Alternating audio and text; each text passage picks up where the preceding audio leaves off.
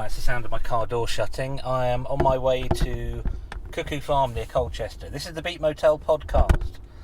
I just dropped the sound recorder. Right, I'm heading there and I'm a bit late. I'm playing a Marin Skell set. I'm due on stage in, 40 minutes.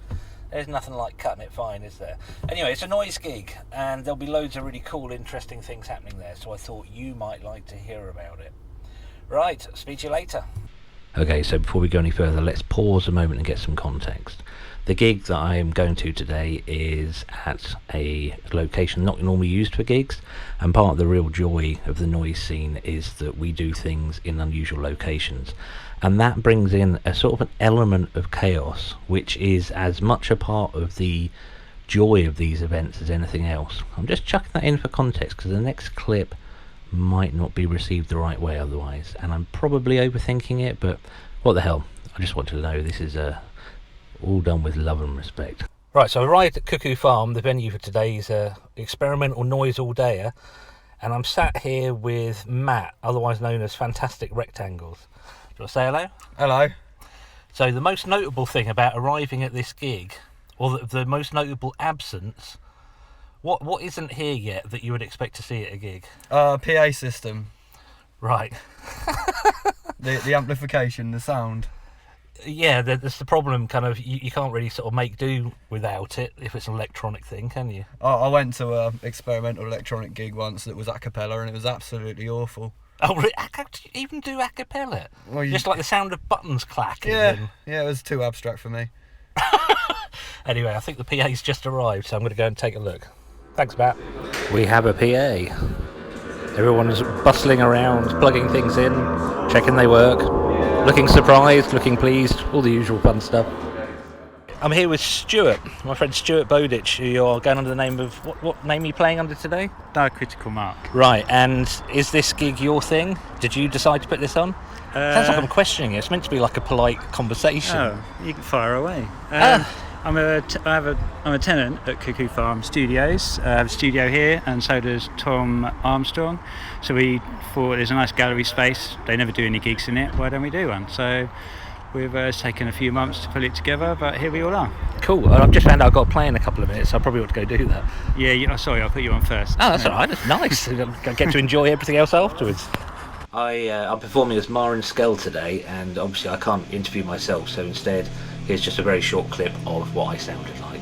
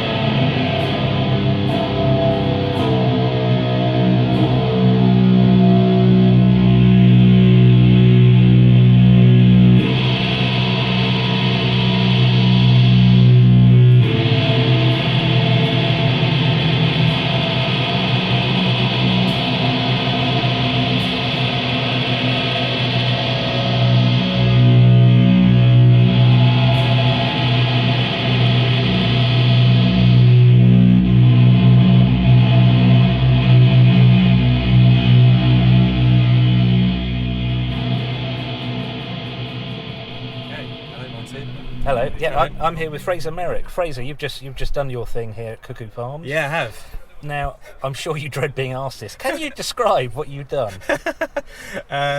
So that performance was a bunch of field recordings that I'd made recently on holiday in Canada. So there was this amazing bridge that we were near that had this like weird metal grid, and where the cars were driving over it, it had this like real tone to it. That's something like that. And I was like, oh, it was amazing. So that was like a real inspiration for a track. But my music is, this was a bit more soundscapey, electronica, but very drawn out, no percussion, kind of like big synthesizers with field recordings. It's very organic sounding. Thank you. So it sounds very... It's always strange to say when you say synths sound organic, but they really do. There's a real warmth to it. Oh, cool. I thoroughly enjoyed that. Oh, thank you. So you got some lights on stage with you. Yeah. No, I don't mean like sort of AC/DC set lights, but... So I've got these towers where there's an LED at the bottom, and then hidden in the top is a little solar panel, and what's happening when I play a note, it's basically strobing that light on and off really, really fast at the tone. So like A is 440, so 440 times a second. So if you ever like sped up a hi-hat pattern in Logic or Ableton and then ended up with a pitch, it's basically the same thing, but I'm doing it with lights and solar panels.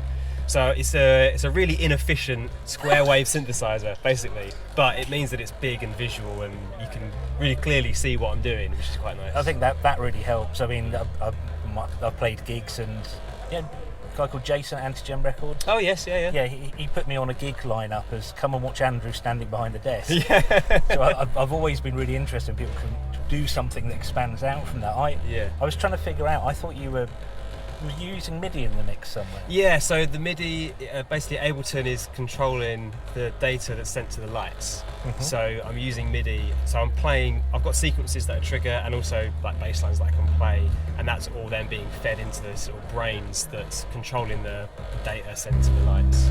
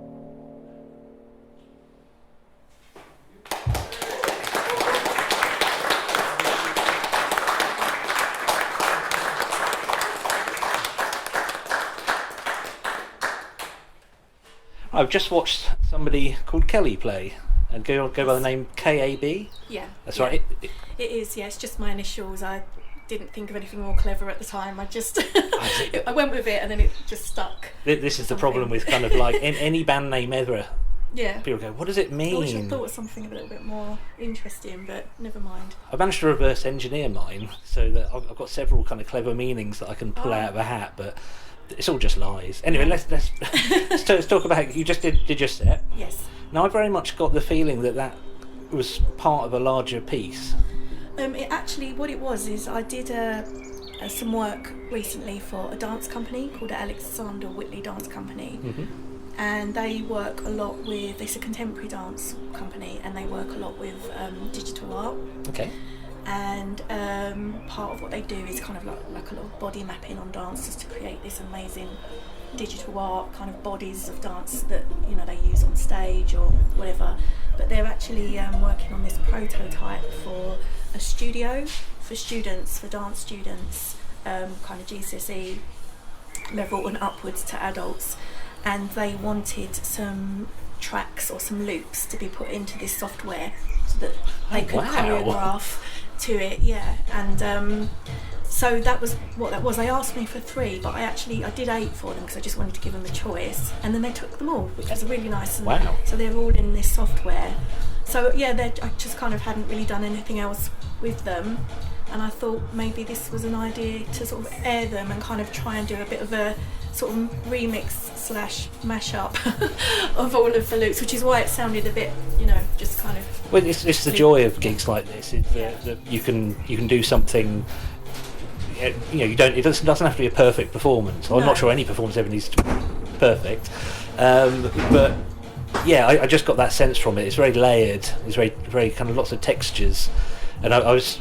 It's a real kind of fault of being in an audience at something like this if you are also a musician. I was thinking, how's she doing that? And you don't have to tell me, but... Yeah, I don't mind telling you. Well, I usually take a lot more gear with me when I usually perform. I've usually got tons, but because I was coming up from Southend, I wanted to strip it back because I've got a lift with Al, but I thought just in case I need to get the train. So that's another reason why I decided to do that, because I just thought it would be just kind of a little bit easier. So I was just using a launch key and a launch pad mini, even though my lead kept going dodgy, but anyway, whatever. And yeah, so I just you know, took everything apart so that it was all the individual loops. So just launching them and then just kind of adding to that just effects and, you know, just playing the notes with the keys and yeah. It's really effective. It kept it moving forward the whole time. Thank you. And evolving, and that makes it something really fascinating to listen to. It was all 120 BPM like that for the dance, for the purpose of what it was made for. So that kind of made it a little bit easier. So yeah. Cool. Well, thank you very much, Kelly. Oh, thank Enjoyed you. that. I'm going to go and watch.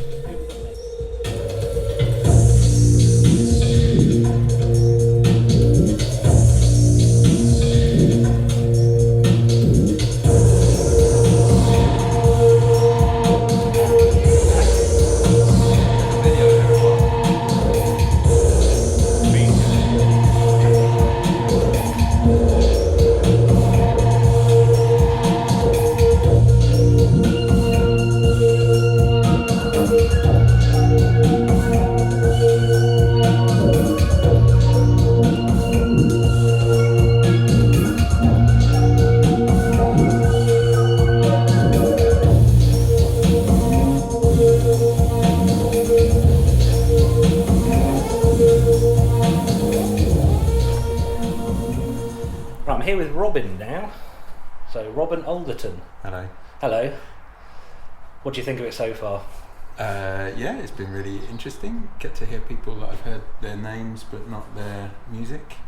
So it's nice to see what people are doing. So I've not seen you perform before, and it was something that it's really interesting. It's sort of unfortunate, but I think sometimes necessary to ask people kind of what they were doing when they were performing. And you had a couple of record players, Yeah. but not like Technics DJing type record players. You had what are they? So they're slightly nerdy geeky, but they're Caliphone record players. So they're US. That weirdly, I managed to track down in the UK, and they're sort of designed for schools and kind of institutions in America. So the key kind of thing for me is that they've got output, which is really nice, and they've got speed variation, so you can get down to 16. I was wondering if that's what you were doing. I don't know if you noticed, but because you had the light and the projector, it was reflecting off your records onto the wall behind you. And it was all in time with what you were doing. When I was first watching you play, I thought you were doing something really clever with lights, like Fraser Merrick was at the beginning. I was like, that's so cool. No, I'll leave that to Fraser. Okay, so how often do you play? Because I say I've not seen you before. So I've been part of another band for like 20 years, and done a lot of stuff with them, and a little bit of that kind of electronic stuff kind of bleeds in with that, and then on and off over that time I've kind of done my own stuff as well, but not here and there. And just in the last year actually I've had a studio somewhere in Colchester, and so it's given me a chance for the first time. There's Stuart Bowditch walking past. That's alright. I've had a studio for the last 6-9 months, so that's kind of the first chance I've had to have everything electronic plugged in all at once, that I can just walk in, turn it on and make music rather than have to clear the dining table, negotiate with my family, and then spend an hour winding it all up at the end of the day. So it's just an opportunity to do that. So I've just kind of moved it along a little bit, having a bit more time and space to do it. I think it's a huge challenge. I think people who play I play bass in what I'd call a conventional band, bass guitars and whatever. And because you all come together in a rehearsal studio and have that really defined time, it's a lot easier to actually move things forward. When I started doing electronic stuff, I thought it'll be easy because I haven't got to get the rest of the band. But you're completely right. Actually getting an opportunity to set everything up is quite a big deal. Yeah, it is as basic as just having a space and an opportunity to do it and be able to just walk in and switch it on and play.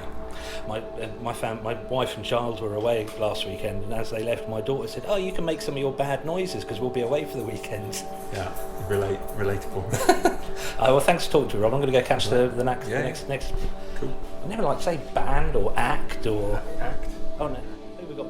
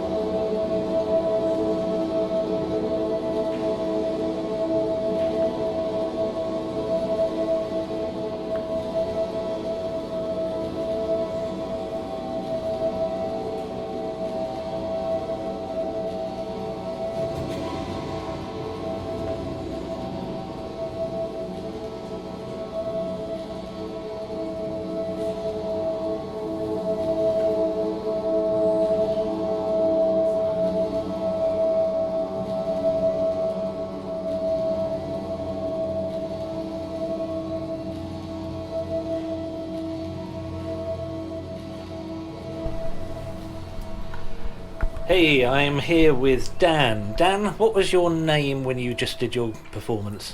White Noise Winter. White Noise Winter.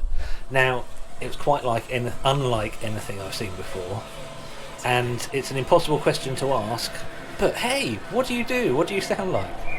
Oh, yeah, no, that is difficult.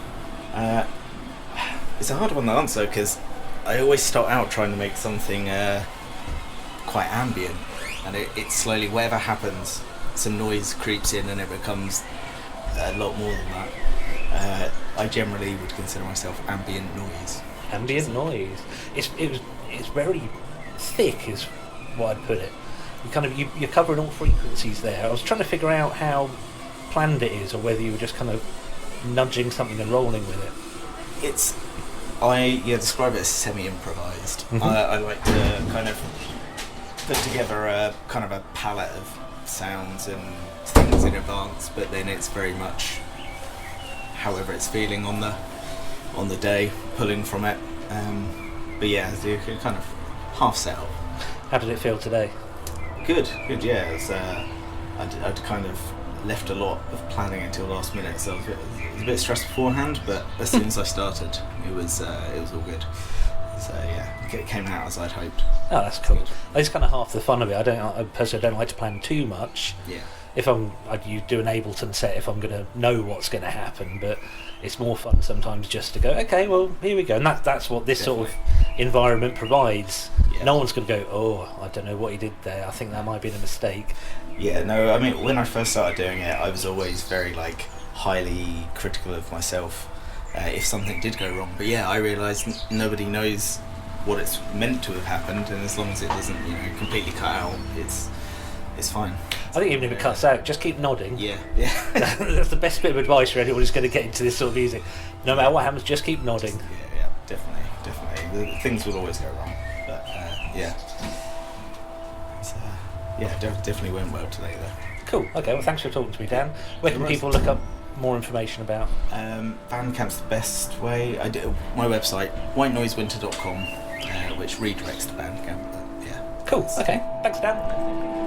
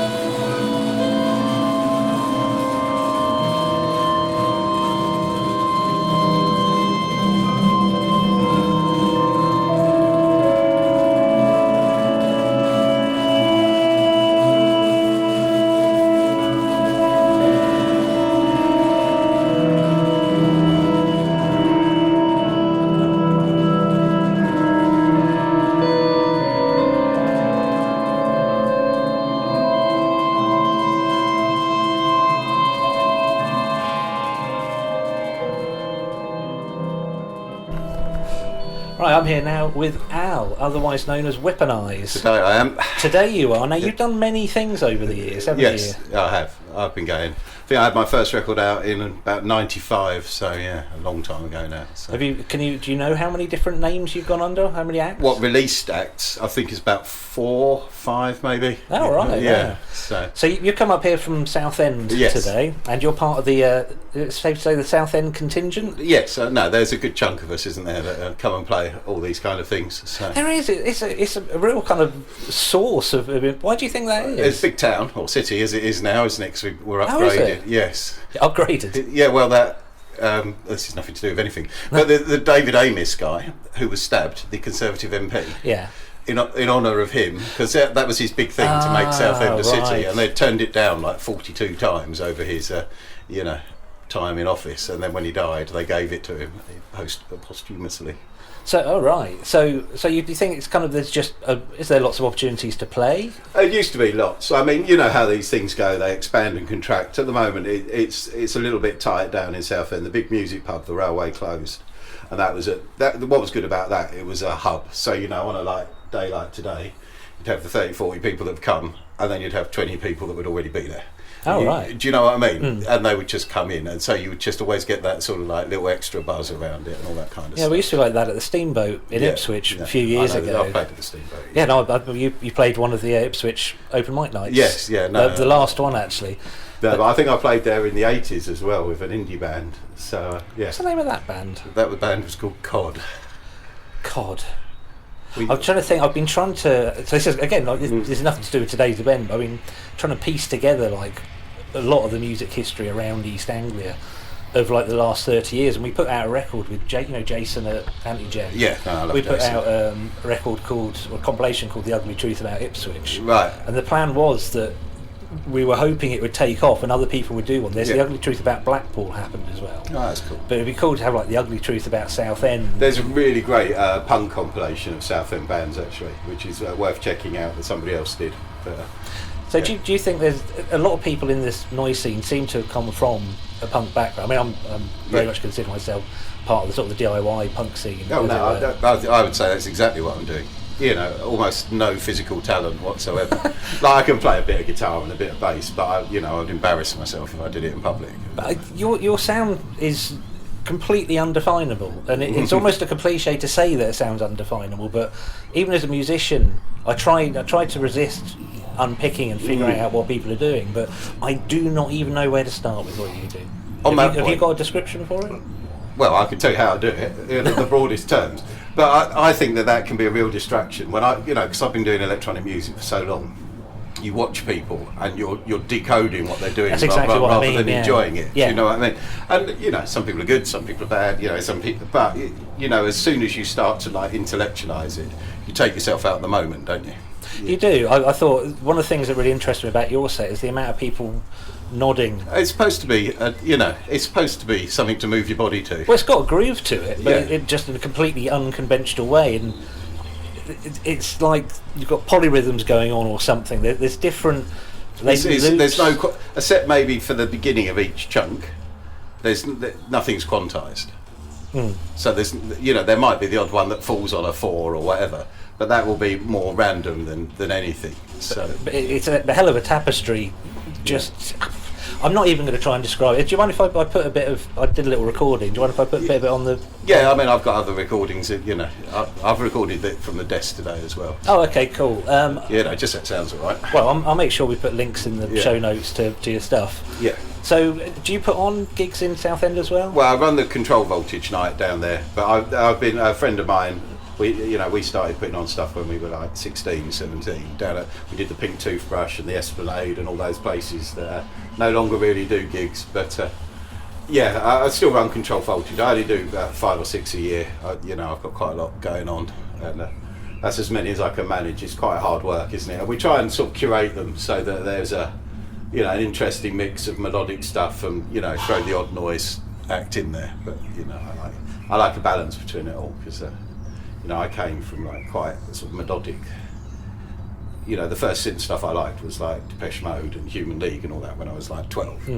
So I still enjoy that part of it as well. And I like a rhythmic. What I like and what I book and what I do. To me, I like rhythmic content. And I like. Is there any melodies in that weaponized stuff? Barely, but. It has a sort of churn to it, doesn't it? It's got that sort of texture that. You start to hear melodies in it. Yeah, there's a lot of frequencies in there. Anyway, Stuart's Bowditch is now starting, so yeah, we should go and catch up with him. Yeah, so he put the gig on, so we should probably listen to him. Thanks for your time, now.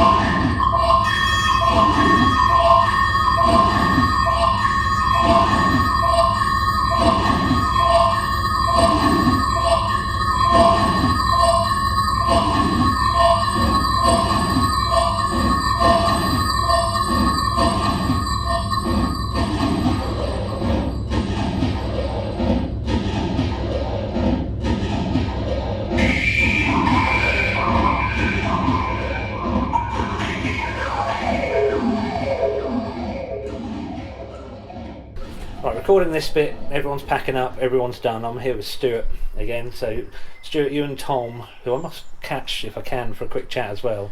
So, first gig in a new venue at Cuckoo. How do you think it went? Yeah, I think it went pretty well, considering no one had ever heard of it before. We hadn't done any. Well, the studios it had attached to had only done sort of art exhibitions and meetings in it. There hadn't been any live music, so I think that went pretty well. Yeah, good turnout, lovely weather, great music, good punters, all good. That's what we want, really, isn't it? I think people have travelled for this as well. Yeah, some people come from London, someone came from Luton, Hertfordshire, and then all around East Anglia, so very happy. Yeah. Cool, you do another one? Definitely do another one. Venues is really hard at the moment. Well, you know, you put on gigs, like there's less and less venues and there's more and more restrictions, so whenever you find a new space that you can use, everyone kind of jumps on it a little bit, and suddenly, and even, you know, it's not a huge financial, you know, like incentive for people to come and do it, but actually people just enjoy being in a new space with some like-minded people, you know, and just having an experience and like pulling everything together. People really appreciate it, I think. I was speaking to someone earlier, or just a minute ago, and he said, I had no idea anything like this existed. And he's really inspired. He said, I've got gear at home that I haven't touched for years, but sort of seeing this, he's saying, I'm going to get everything back out of the boxes. There's two things I really liked about today, and they're two things that I always think are a really good sign for a healthy scene. There are people here that I don't know, and I mean, it's a bit of a running joke in noise circles that we tend to all know each other because there's not a lot of us. Yeah. But more importantly, there was quite a lot of young people here. Yeah, I did notice that, and I don't know who knows them or how they found out about it, or no idea, but that gives me a lot of faith. Yeah, definitely. And also to back that up, at the last experimental, there was a 14-year-old boy there who came, and now he's just put his first tune on Bandcamp. Yeah, it is. And he's been inspired, and I think that's testament to the fact that everyone's doing something that's kind of relevant right now. Yeah, you know, and it's accessible. It seems like everyone's really fed up with the political and social situations, but and so much division. But you know, like bringing everyone together for a social occasion, you know, and making some noise just seems very appropriate. Absolutely. Like as a response to all that shit. Exactly. Okay, I should just explain to listeners that Experimental is a noise night that happens in Bury St Edmunds in Suffolk, and it's great to have people come along and think, I want to have a go at that. Exactly, yeah. 14, however old. I just heard to a guy in there, and I don't know how old he is, but he's probably well over 60, and he loved it. You know, like, and he comes from my town. I've never met him, and he was like, where is this place? And he was great, and like you say, a lot of new faces, and so if they can just take one small positive away from today, then I think it's job done, you know.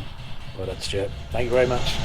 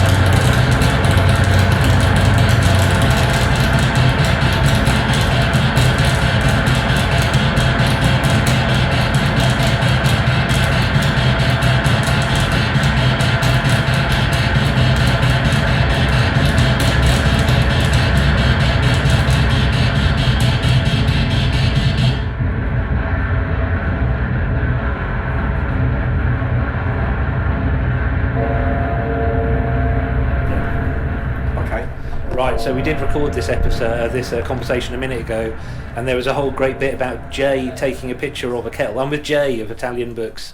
Yeah, Jay, hello. how did your set go tonight? Yeah, it went pretty good. Like I said, in the first take, there was a few technical hitches to start off with, but it was all good in the end. I figured out what I was doing, so yeah, it's good. So you're trying anything new tonight?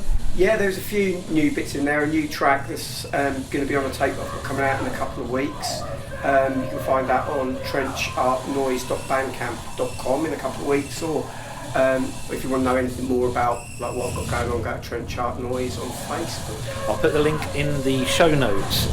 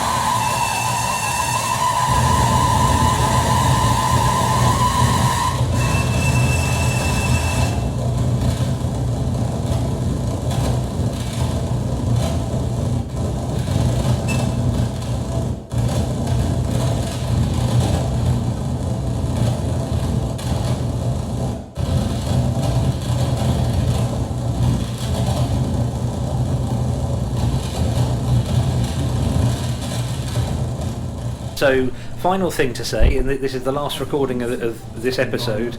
You and I have the Suffolk Noise Alliance Weekender, April 21st and 22nd, 2023. First gig, Ipswich Smokehouse. Second gig, Bury St Edmunds Rehearsal Rooms. Yep, see you down the front.